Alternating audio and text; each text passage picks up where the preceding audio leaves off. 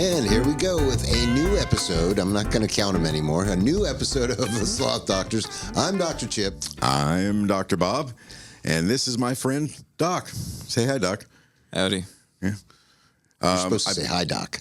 I believe that we are on episode 8. But again, I'll have to go back and check. I think so. 6, 7, 8. Yeah, that seems to make sense. Well, I don't know, because, whatever. No. Anyway, finally, we have a guest on who is not a musician, or at least not an aspiring musician as far as I know. Not at the moment. I've known you for how many years now?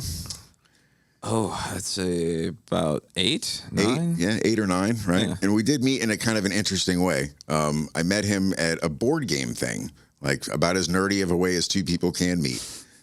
Every Saturday, we used to get together at a mutual friend's house, Trisha, and play the most ridiculous, extravagant, and sometimes elaborate board games known to man. So, was it always a different game? No, we had a few that we actually favored that we would play more, like Betrayal at House on the Hill. I remember playing that a lot. I remember playing several versions of Flux, which is like a weird kind of card game. These games. There was this, like, I guess there's still kind of is. Monopoly or that wasn't a favorite nothing, or anything like that, or Risk like that. or... Way more interesting than Monopoly. Yeah, more like indie games, independently developed stuff, and, you know. Did you ever play any mainstream games, like Risk or any of that kind of As stuff? a kid, I mean, No, but not in this. No, not in this I don't think there were any in the house. Gotcha. I It was don't remember always there ever all being just in the these obscure games. Yeah. Fun, obscure games. Yeah, Castle Panic. There's a lot of weird. Now, Not all board games are competitive. Some of them are cooperative, where you're actually playing but against they're all the game. board games we're talking about. No, some card games too. Okay. Yeah, card games, a lot of dice. Gotcha. A lot Scenarios like, hey, shifting you have to winning get conditions. out of this place together, and this thing's trying to kill you. No, like weird, like physical board games. Like my grandmother, not my grandmother, anyway, an old lady in Atlanta used to have this board game where these little discs, and you had to kind of flop them in the corner. No Nothing actual like game that. of skill. No, nothing gotcha. like that. No, I mean the strategy. I don't even know if that's even skill, but yeah. Well, yeah, I see what you're saying. Yeah, tiddlywinks. Yeah, Right. No hungry jacks hippos. or, yeah, I got you. moving parts. No, nothing like that really. One of my favorites was Unspeakable Words. Yeah, that was a pretty good one. That was a good one. Now, how does that work? God, you'll have to remind us because it's been a while. It has been a long time too. It was a Cthulhu based game. Yeah. What kind of base? Cthulhu, the H.P. Lovecraft mythos. Oh, good Lord. So this is not a game for just anyone. No, it's kind of niche. Yeah, it's Yeah, pretty you much. gotta- If you're a fan of H.P. Lovecraft and you've read any of those books or stories and you're into that at all, then Gotcha. the lore of the game is essentially steeped in. And so how many that. people were in this group of playing games? Let's see. It was you and me, and then Jason, Trisha, Her husband. her husband, whose name is on the tip of my tongue, but I It's on the can't. tip of my tongue as well. Oh, damn it! That's really And all harsh. these people are down with this lore and all the... Yeah. Yeah. It's not quite as niche as you. I mean, well, it is, but when. Well, yeah, it if is. you're into it, you're into it. You know It's what I pretty mean? niche, You're, yeah. there were 2 dogs at the house too that we should briefly touch Did upon. they play too? They did not play, and nor did they didn't play in any sense of the meaning of the word play. Oh, no. These were vicious. They were Cataluna- lurches is what they were. Catahoula leopard hounds or something like Catahoula that. greyhounds. These were like hunting dogs that should have been on acres and acres of land with like So they're just pent up access with way to too things much to energy. kill. Yeah, they were very pent up. A male and a female. Yeah. she Joker took- and Harley. Yes, named Did after. they like jump all over you when you were trying Oh to... no, they were in another room. They did bark at the other resident we live with who has lived with them for about 6 years at that time. Every time he came home. Like he was a stranger. Yeah. It's funny. We were just talking about the pet terrible. thing on the way here, and I'm not a big fan of keeping pets restrained and really in any way. Poorly trained kids, poorly trained results. I always let them just roam. Now, I will Do what you say, want. in the sense of, a Except for that guard one. dog that would keep somebody from breaking into your house should you be off at work. Well, that's Absolutely. That's Those the one dogs had exception that nailed down. I got to tell this story. That's the one exception I have made because I did have this one dog, and what happened is the place in Vicliff that I lived in got broken into. Somebody busted in and stole a bunch of money. So there was actually this dog that lived next door in the backyard. The dog never went in the house. It just lived in the backyard. It had like a makeshift dog house. Just kind of like almost like the dog from The Sandlot. Oh, yeah. Very similar. Big freaking Rottweiler. But he loved me because at the time I was working a beefier and I'd come home and give him a prime rib bone.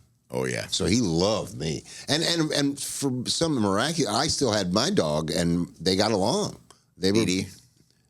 Oh, no, I'm sorry. No, actually, that's after Beatty had died. As a matter of fact, that's why I got him, as a matter of fact. So that's not the case. Well, actually, when Beatty was alive, they wouldn't like growl at each other through the fence. They seemed pretty cool with each other. But anyway, actually, that's the reason I got him is after Beatty had died. That's when I got broken into. But anyway, so I talked this guy into giving me the dog. All right, I'm like, look, man, you're just leaving him in the backyard. Let me have this dog, all right? So I get the dog. I had to kind of wall off half my house because I still had Beavis. I still had the cat. Right. He would go after the cat. So the cat lived in one half of the house. He lived in the other. But he bit the guy that brought the stuff to build the fence that I obviously was going to need from Home Depot, the delivery guy. He bit my neighbor one time, and then the one time that he bit somebody that had to get rid of him, it was so bad. See, and the confusing thing is I had this vicious Rottweiler. My neighbors next door, and this is a duplex, so we're like right next door to each other. Jeez. They had this really big, giant sweetheart of a Rottweiler. This dog wouldn't bite anybody. I mean, she was just lovable. You know, most lovable dog ever. So, but this one day, I'm out in front of their side of the duplex washing a car or something because the tree was over there and I was in the shade of the tree. I'm afraid of where the story is with my going. dog over there. And one of their friends shows up and just starts walking up their front walk to their door, like not even thinking about, you know, whose dog it was sitting there, nor me even thinking about it. The guy's just walking up and my dog ran up and bit the hell out of him. I mean, like right here, like bit him real bad. I was like, oh, man, I got to get rid of that dog. That is harsh. Yeah. But anyway, back to the board games, I guess. So the dogs didn't play, but I don't. Yeah. Well, no, I just had thought of something else. It was, you know, it's so beautiful here in Boca where we film, right? But the surrounding areas, you drive through some interesting spots. And on my way to pick you up today, it's been a while since I'd driven through, you know, downtown Lake Worth. So and certain memories flash back in the eye.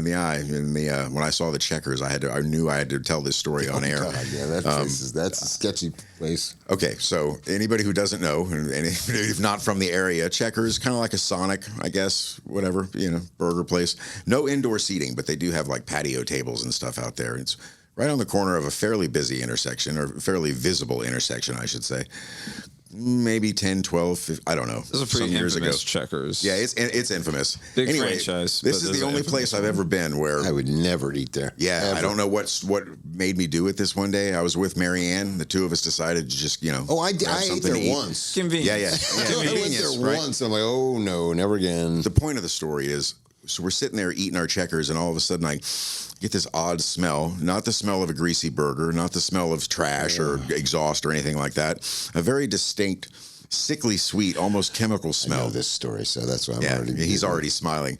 I look over, and like 2 tables away from us is a guy smoking crack in broad daylight as if he was in his living room, treating the table in front of him as if it was his coffee table. All kinds of paraphernalia all just strewn about there, and all his drugs all laid out. Not a care in the world, no shame, no fear of reprisals or anything. Just sitting there. Lake Worth. Yeah. You know what I call Lake Worth? It's trailer trash Key West. It's That's like, about right. They aspire to be Key West so hard, and yet they, you know, Well, I think their past was a little more illustrious than it is now. Oh, that goes without saying. Well, I'll tell you what, there are a lot less there. At one point, when I've lived in Lake Worth many times, and like right near downtown, and there used to be such a plethora of music venues down there. You couldn't go half a block without a place that had a band. Now, there's a couple of places left. Rum Shack just closed. You saw that, right? Yeah, that's a lot of places, but it's happening more in Lake Worth ever. That was never really a good room anyway, but I mean, now it's down to like, all right, you got Irish Brigade, you got the original place, what the heck's it called? The Rock? No, they don't have bands there. Well, you got Bamboo and Rudy's, and then what's the place across the street called again? Propaganda. Propaganda, that's it, yeah. And then I think that's about it. That's all the places that they have music down there now that I know of. Yeah, I haven't tried to find anything down there for quite some time. I don't live down here anymore. IGOTS has bands, but that's you can't really have a bigger band than 3 or 4 guys in IGOTS. There's just no room. It's right, nowhere to stand. Is that right across from Dave's, right? Yeah. That's so weird too, because no matter. I mean, if you have 3 people in your band, they have to walk through the middle of your show to get to the bathroom. It's Right. so Now, wild. I know it's been a long, long time since you were in the service biz, restaurants and bars and whatnot. But we all 3 of us have definitely done our time in it and or are still in it. Did you ever work up and down Lake or Lucerne? In any of those places? Work in Lake Worth on Lake or Lucerne? Did you ever work in any of those places? God, I don't think so. Because I did a lot of work, in the West Palms version of that, which is Clematis Street. I worked at several places there, but I never worked in Lake Worth. I never did anything there. What about you? I don't think so. Me neither. No? No, I did work on Lake Ave briefly. Where at? Kana Bar and Grill. I was a bar chef there. Right. I made all the fancy drink ingredients in my little laboratory in the back. Right. And that's what you're doing now is bartending, right? Oh, no, that's not what I'm doing now. Oh, no? No, that place closed. You're doing it privately, though, right? Yeah. Okay. Yeah. Yeah, I do parties. That's got to be somewhat lucrative when you get the gig, I would think. Yeah. I mean, it's just as cutthroat as anything else. It's like being a freelance musician. But if it's at somebody's residence or something, I would think it would be a lot more loosey goosey than at a bar. Oh yeah, we all have different rates. We all pitch our just like anything else. We get a nice depends presentation. on what's involved too. Right. Here's the package. Here's my rates. Yeah. Yeah, I don't think I ever worked much farther south than like West Palm. Truthfully, I think I did one private gig like that once ever back when I was, and I don't even know how I lucked into it. And it was bartending too, which is funny because I'm not a bartender. You know what I mean? I really don't know. But it was such a limited option of what was available. It's I can hand out beer and wine and make simple drinks. Here's the thing. If somebody asks you something that you don't know how to make, you go, okay, how do you make that? No. And if they don't know, then you can make whatever the hell you want. And plus, I was limited by what ingredients I had. And I did know a lot of drinks. I just don't know. Technically, I've managed bars and worked in places. I don't know how to make the Nobody's going to come up at this, shots this chick's birthday party and ask for a layered B-52. So I think I'm going to be okay. And it turned out to be easy. And good money, too. Dude, the best pickup gig I ever got like that, and this is back when I still worked at like Musicana when I was still in high school, my very first restaurant job. One of the waitresses getting married, and me and the other busboys got to go and cook. And they had filet and lobster, and we were grilling filet and lobster all day. And it was like, okay, filet and lobster for you, one for me, one for you. Oh, my God. We stuffed ourselves with... It was delicious. I can remember several places I worked where, taking care of the cooks would definitely pay off for you. Everywhere. I've never worked anywhere. I've worked at some places that were so tight that they really couldn't, there was nobody helping anybody out. But everybody made so much money there that they didn't care. No matter what, they always make a mistake. There's always some time where we got to do something with this. You can't count on that. It's not like something that happens. You can count on it. I guarantee you. I mean, not every night maybe, but at some point, at any rate, somebody's going to fuck up and like, God damn it, we fucked this up. I've worked at a couple of places that were pretty high end where there really was no... if there was waste, it was so finely documented and photographed and thrown away. It was almost like the anal retentive. They weren't allowed to let anybody eat it or something? They weren't allowed. It was that's just remember stupid. the old SNL skit with Phil Hartman did was like the anal retentive fisherman or the anal retentive chef or the anal retentive whatever. And every little piece of garbage that he would get, he would have to fold it up, and then that would go inside of a piece of foil that would go folded up. Yeah, that's and that would go corporate America. Yeah, and that's Angelo Maxi's was like that when I worked there down in City Place, which was a really expensive place. I was going to say, I don't remember that. It didn't last that long. It was like an Italian place? It was a steakhouse. Never heard of it. Really expensive wines. In fact, I think I fudged up a $400 bottle of wine by... Anyway, I was decanting it, and I didn't check to see if the decanter was properly clean, and it had gotten some dust in it. And so I poured this $400 bottle of I forget what it was, Burgundy. Right. And as soon as it hit the decanter, it had particles in it. Yeah, that was a bad one. All right, first of all, there's no such thing as a 400 bottle. Come on, it's a bottle of wine. It was a very bougie place. If you're a 10,000 bottle of wine, sir. No. All right, I agree that there's definitely wine that's better than others. But there's if you're paying more than, I'm going to say $100 for a bottle of wine, it's for show. Well, because you're showing off. Anything is worth. People, I can afford this. Anything on this planet is worth what somebody else will pay for. Absolutely true. Absolutely true. But at some point, you're beyond value, and then you're just showing off. Well, they've done so many. I've seen so many videos where they blind taste test different price points of wine, and most people really can. And it really does just boil down to drink what you like. try it. If it tastes good to you, then that's good. You know, I mean, barring contaminants and stuff aside, if the, you know, stuff is actually poisonous. But And what's the whole point of decantering a bottle of wine in the first place again? to let the wine breathe, to oxygenate aerate it, it or to aerate whatever. it. Yep. Interesting. And I could be wrong, but I think it might also have the older it is, I think the more likely it needs to be decanted. But again, And you know I'm what's not sure. hilarious is some of the most expensive bottles of wine were bottled back when they didn't have the technology that we know about now, about so Right. many of the things that they did right. The reason they didn't why- know what they were doing right. The reason why there are $10,000 bottles of wine is because it's a practice that's been around for thousands of years across multiple cultures. And so they've been cultivating it for this long and putting it at a price. You know, we used to trade countries for this But shit. here's the thing. I mean, it's just, I hear what you're saying, and I agree. I'm not saying you're wrong, but you're spending $10,000 on something, and it's going to be gone in an hour or two. Some people just keep It's them all as relative assets. to what you got. Some people just keep them as assets. They never drink them. They just keep them in the cellar. Hey, that's your inheritance for a couple Well, that's an generations. even different story then. That makes it actually even People less, use them as less worth investments. less than me to me. I mean, like It's a you're never going to commodity. drink it. It's literally useless. It's like, exactly. It's In a way, commodity but to in say, also- just like anything else. Just like I mentioned on one of the recent yesterday about how books can be also part of the decor or furniture. A beautiful wine rack in a wine cellar. You know, if you've got a really nice Do you place. guys realize why they'll never be able to make Stradivariuses again? Something to The do with wood the doesn't exist conditions for the anymore? wood at the Yes, time. yes. Yeah. Because unless we have another little ice age, the ice age of I think it was like what, and I apparently I thought it had something to do with the eruption of Krakatoa. well, that's what created a Right, little yeah. mini ice age for like a couple of years. Right, which whole affected the way the wood planet's grew. Temperature dropped a couple of degrees, and all the wood got denser. It had to get denser because it was so cold, and that's that's the wood that ended up getting harvested to make Stradivariuses. So unless we have another little mini ice age, you ain't never going to make a Stradivarius. You can make it exactly the same, but it ain't the same wood. And then you could create a greenhouse with the proper conditions and wait long enough for the tree to grow and mature and keeping it stressed the entire time. It might take a couple of lifetimes, but Well, I was going to say it'll take a long time, but it could what possibly kind of- be done. I don't even. What kind of wood do they make those things out of? I'm not even sure. that I don't know. I don't Hybrids, know. likely. What's that? Hybrids, likely. Hybrids? Hybrids. No, they No, didn't it have was- that. They didn't have that. Yeah, kind. They it was couldn't have made definitely hybrid some wood kind back of. then. I forget what region they were made. I mean, What's that? whatever region the wood came from. I don't even know that, but I do No, remember reading it that came had from to like do with Europe, from like I thought you were Germany speaking and of modern you know ones. that Eastern Europe area.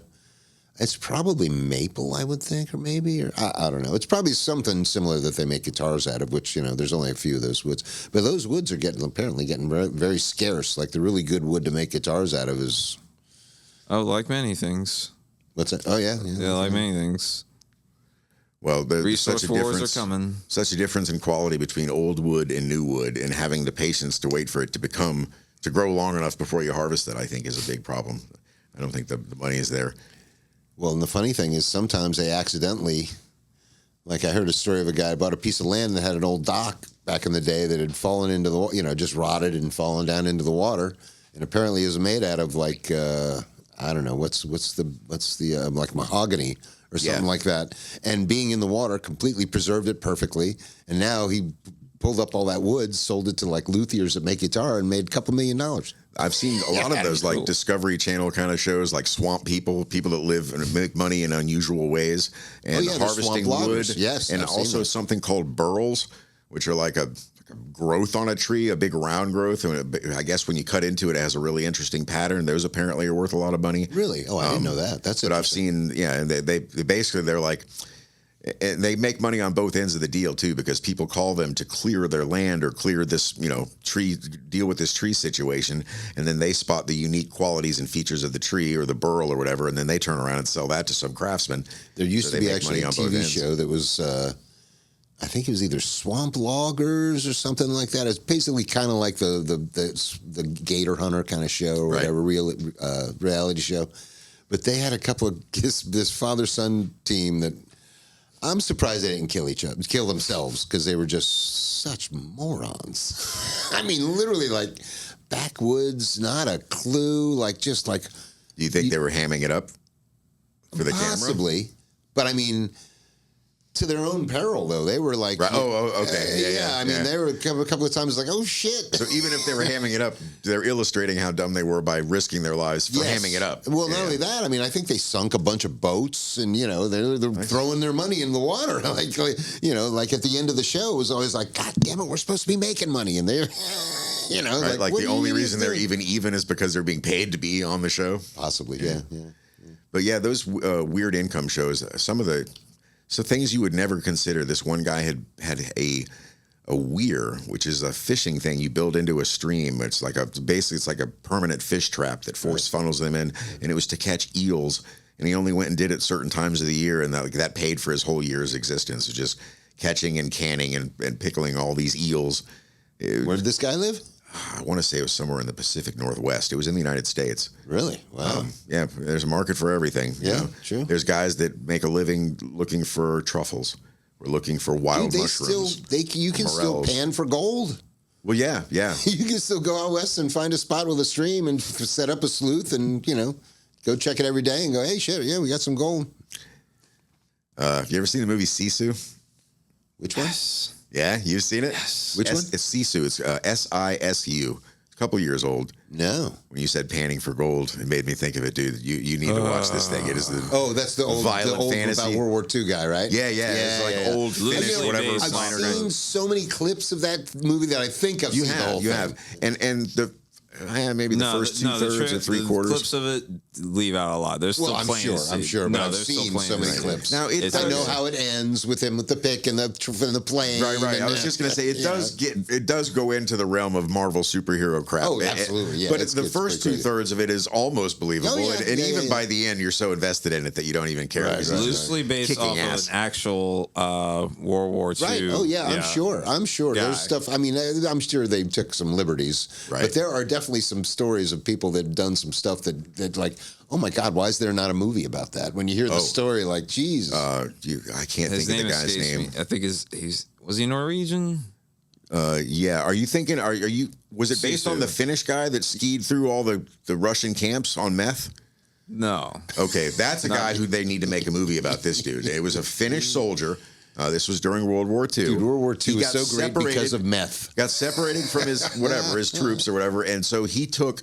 I want to say it was like all of the Pervitin that he had, which was the meth that they just at the time. You're supposed to like pop one before a battle or whatever. Right. He took them all, like 20-day supply or whatever. Proceeded to then cross country ski for like 100 or 200 miles for the next several days, just blazing through Russian camps in the middle of the night. This crazy red-eyed lunatic Finn. I don't know how many people he killed in the process. Lost 30 or 40 pounds, by the time he finally, because he didn't eat clearly and just never stopped moving. Where is that movie? Shitballs insanity. And where is that movie? That needs to be made. Equally, did you know that the Allies also experimented with meth? Oh yeah, pet pills. Yeah. Well, dude, apparently there's an account you can pull up of a psychiatrist that went on a mission with the bombers that were on the meth. And he even made comments like, these guys were like, they were doing such crazy shit. They dropped their bombs. They didn't go home after that. They went down low and started strafing AA batteries, just doing insane, crazy stuff. And I can imagine this guy sitting on the plane like, we can go home now, right, guys? Come on, we just get. Yeah, my grandpa flew 35 missions in the European theater over Germany. Was his name Usaria? Huh? No. His name was Werner E. Phillips. Isn't that the guy from Catch-22? A bombardier sergeant or something like that. I'm sure I'm screwing that up. But he said the story he told me were amazing. He said his job was to look down and spot where you're going to drop them. It's the bombardier, yeah. Yeah, and he said that you could. It was when the bombs would go off, the rooftops, whole roofs would like come straight up and then go back down, like separate from the houses. Oh yeah, and then go up and then go back down. And, I see he that all the time. You can watch given pet pills. Oh, right. Yeah. You can watch that happening right now in Ukraine. You see these foot soldiers run into a building, and then you see a drone follow them in, and you go, the roof goes. Yep. You see it and one of the craziest stories he told me was that they had fighters trying to take them down, so they climbed up to get away from them. Right. And as they gained altitude, one of the other guys in the plane, because the cabins weren't pressurized, his eye popped out of its socket. And my grandfather said that he had to hold it in his hand until they got back to base. And amazingly, Everything, nothing was severed or anything. It would draw a little dry and crunchy, but they put it back in and a little saline And you know how they put it back in? If they do it the same way they did to my dog, or not my dog, my girlfriend's dog that it happened to, is basically grapefruit spoon, right? No, they make a little incision right there, and then they go. Yeah, that's it. I mean, they said he just was push fine it back in. That's what they did with this dog, man. This dog, all of a sudden, this dog was little Shih Tzu, literally a Shih Tzu, and I had BD, and they got along great for normally 100% of the time, no problem. But for some reason, this one time they were walking out the door together, and I don't know if that other dog tried to. My dog just went "Ow!" like that, and it was like, "Shit, what was that?" And then you lift up the things, and the eye is just hanging. I'm like, "Oh Jesus!" That was scary. That was scary. But yeah, man. Oh, so do you ever see that? The movie Catch-22? No, I don't you ever think seen so. that with? Oh God, it's such a great movie. It's got Art Garfunkel's in it. Who is the guy? God, I can picture him. I can't remember his name, but it's a great movie. But it's about this guy that got drafted, and now he's doing these bombing runs, and you got to do so many of them. But nobody's living. Everybody, nobody. He knows he's going to die if he keeps doing this. So he's trying to pretend that he's insane to get out of it, but at the same time, oh God, I forget how the catch. At the same time, you can't be insane. I forget what the action. It's like this loop of Catch-22 where you can't get out. You of gotta it. be insane to have the job, or you or something like that. Yeah, you can't use insanity to get out of it. The movie's great though. The movie, it expands on that whole thing for hours. Like the whole thing is just so ridiculous. Like these guys giving speeches before they take off, and these it's hilarious. It's funny and yet tragic at the same time. Best war movies are. Not Alan Alda. God, I can't remember the main characters. God, I can't remember. I can picture the guy. I can't remember his name. So back to the meth in World War II. That was just the newest, best version of what governments or whatever leaders could give to their troops and soldiers. But the use of drugs in war goes back to ancient times. Right. Oh, absolutely. Rum used to be rations on British ships. Well, that was more for health reasons, to tell you the truth. That too, but also for a little bit of liquid courage doesn't hurt. And you remember the scene from the Dances with Wolves where they're smoking the rope before the attack? Yeah. They're getting a little. But that doesn't make any sense because that's going to chill you out. Right. There's also a one theory I've heard about the berserkers in Norse myth. The Norse history, the Vikings that would go berserk. That was because of a certain, I think it was a fly, an amanita mushroom or something. And you make a drink out of that, and it basically puts you into a frenzy or makes you hallucinate and think that you're a bear. Therefore a berserker, a bear shirt. Or willing to run into battle basically naked with nothing but tattoos and ink. Actually, yeah, there was. I have to look into this because I've been following a lot of Berserker-esque video games and several things Berserker-oriented. Apparently, that was just recently. A lot of the people in the Viking community, like of the Viking lineage, they've been trying to refute that forever. It was an old pagan story that just got passed around, like a rumor of Indians are all headhunters. Apparently, but the Berserkers Vikings? They were Viking warriors that were. I thought they were Irish or Scottish. No, they were Danish and Scandinavian. Okay. Specifically, they were the tanks on the battlefield who would supposedly go into a berserker rage in which they were invincible. They felt no pain, and they kicked a lot of ass.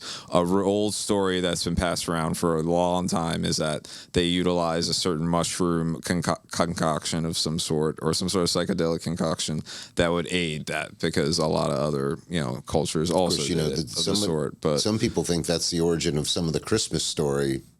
You ever seen any of those Joe Rogan episodes where they're talking about that? Yeah. It started out with what was the connection?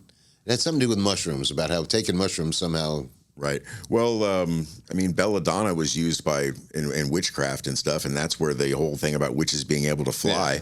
Yeah. There's strong evidence to support that the out-of-body feeling of being on belladonna, which is not a drug that anybody should do recreationally. Yeah, that's just the feeling you're about to die. Yeah, it's a horrific. It's poison. Yeah. It's really, really bad. Which was also used medicinally as well. Right. You guys ever read any alternative fiction or historical fiction? I don't read anything. Right. So because going back to that, the mushroom and stuff and the berserkers, there's an author named Harry Harrison that has a really good series of books. And the premise behind them is essentially, they all take place in like England and around like the year 660, 700. And it's during the Viking invasions. And what would have happened if Christianity and the Viking religion or the Norse religion had kind of made a deal or like the kingdom had agreed to allow both. Wow. And it's really, really interesting. And he talks a lot about, and he did a lot of research for it. And in it, there is a character that is a berserker. And there's another character that is offered this concoction, this mixture of this mushroom drink or whatever, and he's offended by it. Because he says he doesn't need it in order to. And the other guy who is a berserker in the book is essentially the reason he is because he was disfigured and he's so angry at the world that he just doesn't care about himself. And so therefore he can summon this sort of berserk rage. Really good books, though. The first one is called The Hammer and the Cross. Nice.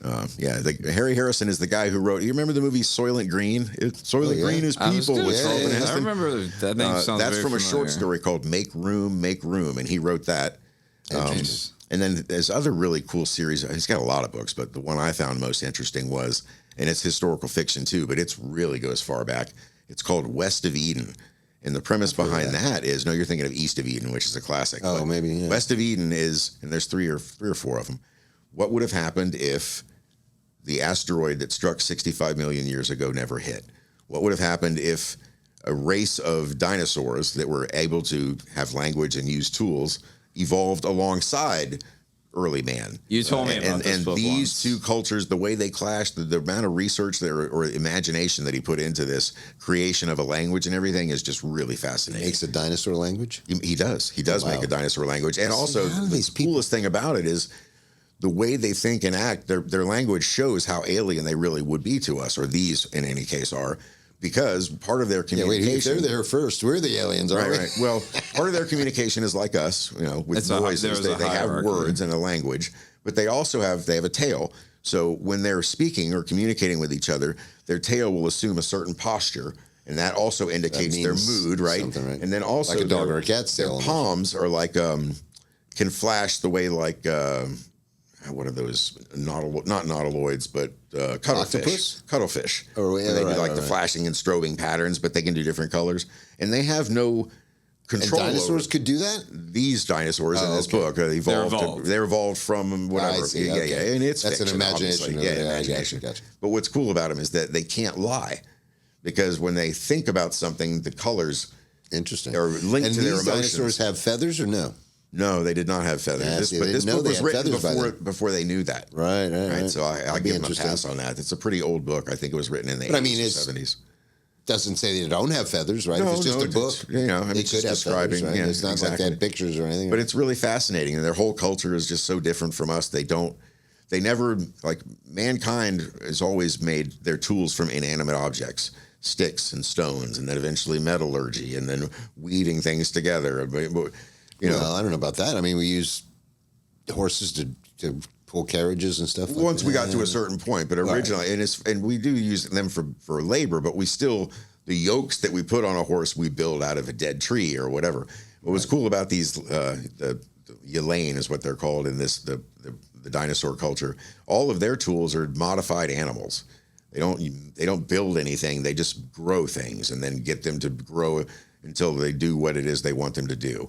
Like they have these guns.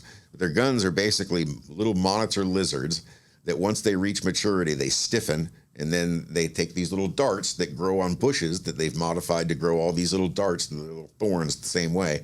Okay. They put that into the lizard's mouth, and then the lizard's got a gland in its neck from a bombardier beetle that kind of had the little explosive acid bursts, and they squeeze the lizard and it spits the dart out of its mouth, and it's like poisonous dart. It's insane. They don't cook their food because they've never really utilized fire. They make all their food like the way we make ceviche. They use enzymes to treat the food and make it soft and cooked, and then they eat it. They're very, very, very interesting books, though. So But the monitor lizards they're using as weapons are not as evolved as them. They're still like an animal. Yes, yeah. Yeah, they use all kinds of different animals. Gotcha. And they totally despise the humans. That's as if we were like somehow to use monkeys or cows or something as a weapon. Yeah, and they despise the humans for actually, being we do filthy. use dolphins as a weapon sometime. We train them, yeah. Yeah, they despise the humans for being filthy and covered in hair because they're smooth and they think we're Filthy disgusting. mammals. And that we're covered in lice. And of course, cavemen probably were. So they kind of have a point. But then again, if you say monitor lizards, you know how nasty those things are, right? Yeah. I mean, you can almost die from touching them. Like they got some slimy shit on their skin that's toxic as hell. Like There's a lot of different kinds. I mean, they go all the way up to Komodos. So well, that's what I'm speaking about. A Komodo. Komodo dragons. Those are the biggest. They'll go up to a deer and bite it, and then the deer runs off and dies hours later. Highly toxic bite. Highly toxic. And what's funny is that to this day, there's still a debate among scientists as to whether they have venom or not. Is it venom or is it just that their mouth is such detritus. It's such a bacteriological soup of hell That's that all when it they is. bite something, they're just carrying every infection known to man. Yeah, but how does an infection kill you in a couple of hours? Because it's an amalgamation of dead tissue from other animals that just breed this super bacteria in their mouth. So even if you survive an attack, the bite will kill you because it's I'm personally of the opinion that it's both. I think that they are venomous, but they are also filthy, disgusting. Their mouths are just nasty like traps. even like if you're near one, and even if it like just rubs up on you, you get like a rash, and there's something on like their skin that's corrosive, or I don't know what a better. Oh no, it's all in their mouth. I mean, their skin. Their No, I skin think is there's thick. something on their skin too. I'm pretty sure. I remember seeing them. Komodos? Yeah. I think, or maybe wait a minute. Maybe it's what's the other kind of like not Komodos, but there's maybe it's monitor lizards. I'm thinking about because they get almost as big as Komodos, right? Right. Well, yeah. I know some people keep those things as pets, though. For pets, Right. That's I like them, but that's the only venomous lizard in North America, the Gila monster. I like the Gila monsters. Where are they I don't at? know if Like I have out one west? as a pet. Yeah, like Southwest? Arizona, Southwest. Yeah. They're pretty. They're really pretty. Now, how how venomous? I don't think they couldn't can kill kill you, right? I don't think they can kill an No. adult human. Maybe a child or maybe a small animal. I mean, certainly a small animal. That's what they're for. Shit, Jimmy got bit by a scorpion in Mexico and didn't do shit to him.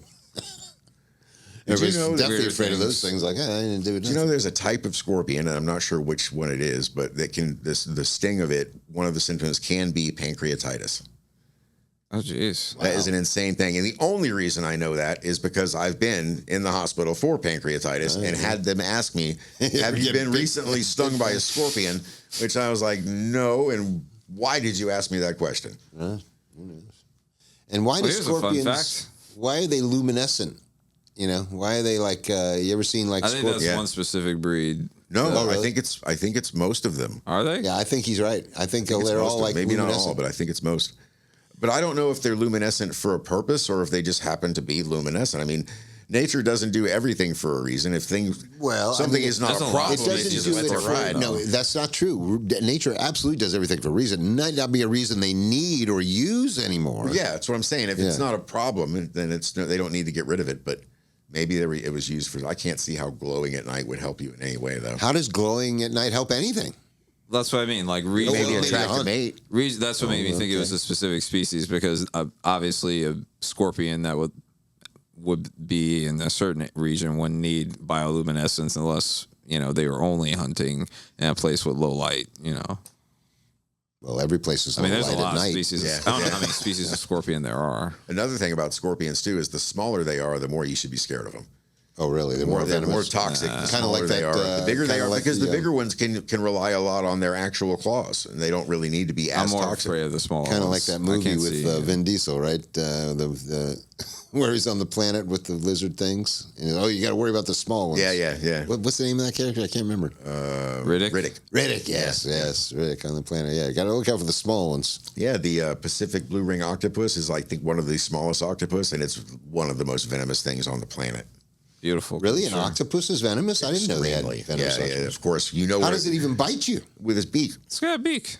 Well, all right. So how does it inject the venom? I don't know. Is it the saliva, maybe? I Probably don't know. likely through the tentacles. Probably has 1,000 echinoderms. No, I or- think it injects through Well, the then beak, but that's not through I the- don't know. But I just know that it's highly toxic. That's why I didn't understand. How would an octopus even inject or and of get course, any poison of course, in you? guess where they live?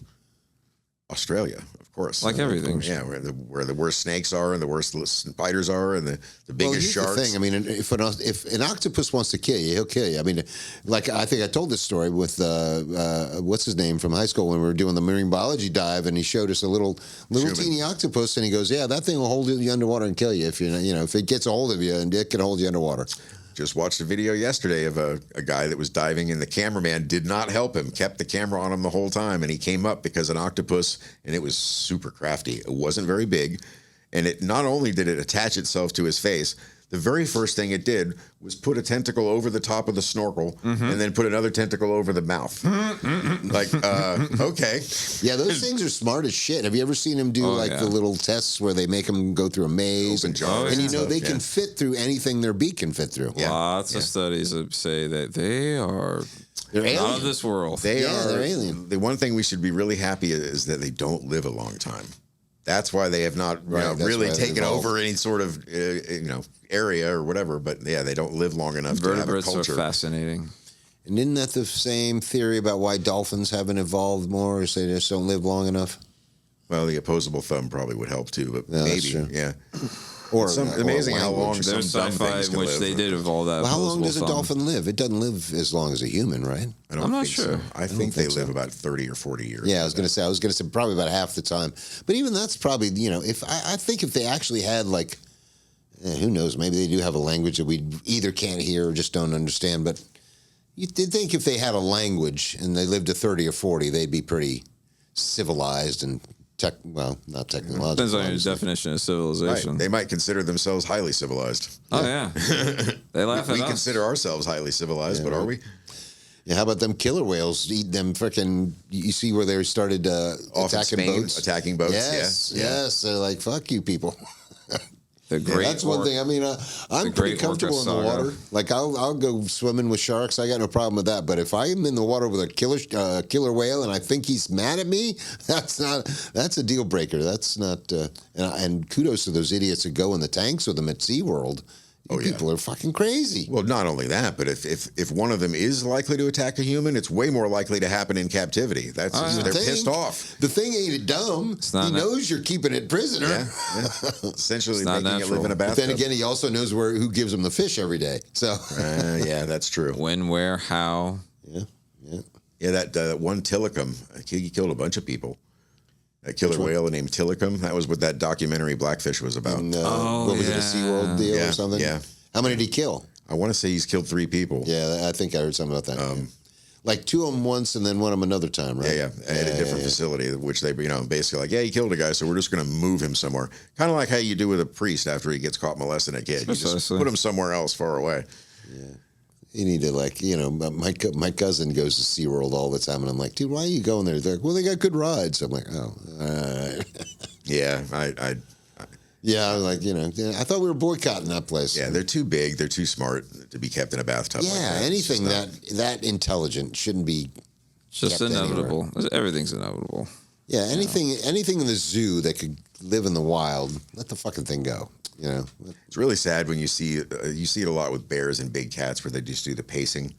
They just pacing back and forth, and that is a clear sign of insanity that animal is losing its mind in there.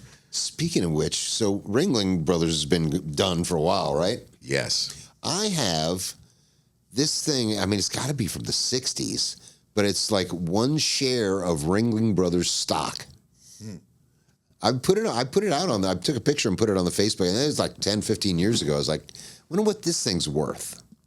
Just this one. I mean, it's very colorful. I mean, just as even like a piece of art, it's kind of interesting looking. It's got like very colorful, graphic kind of circus art all over the thing. Now, are they completely done, or did they just get rid of all their animal acts? I think they're done. I don't know. Because it's been a long time since I've even seen any kind of advertisement for it or anything like that. Obviously, I haven't attended anything like that since I was a kid, but I do remember going as a kid. Oh, yeah. And I do remember the times. horrific, unique scent of the circus. Oh, yeah. It's worse than a sticks hot with day you. at the zoo. It sticks Dude, with my you in mom South used to Florida. go buy the elephant shit. For fertilizer? Go buy it, just walk by it, or go purchase No, it? go purchase it. You could go and buy elephant shit. It's really good fertilizer. My And they mom take was care of their she animals. was big into that. She had that place. Remember off the I'm just picturing Jeff Goldblum squatted down in Jurassic Park next to that monstrous pile of steaming shit. That's one big pile. But yeah, what happened to the Harlem Globetrotters? They still around? Oh yeah, they're I still think around. so. Yeah. But who the hell is the Harlem Globe? I mean, where's Oh, all Curly? them Where's people. No, they got they switched out the roster yeah? just like they always who's do. a Harlem Globetrotter now? I think they you know have, what's funny? 2 girls. You know even? the place in Wellington, Cobblestones. Yeah. Well, anyway, the guy who used to own that place, Dennis was his name.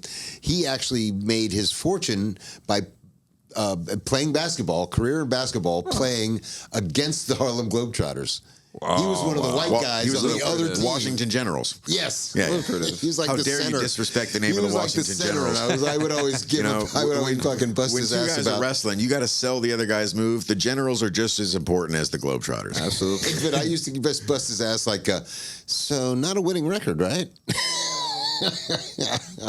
Bust his How many games? I think they won 1 game.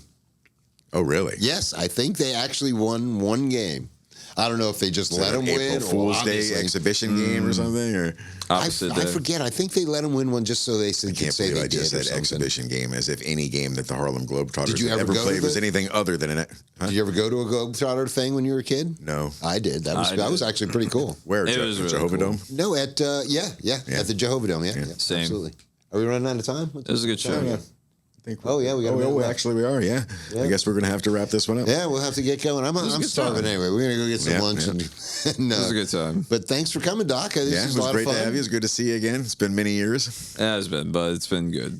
No, Yeah, it's this been was great just to quality have time. somebody I didn't know, like Right. like Yeah, somebody yeah. I didn't come up with finally.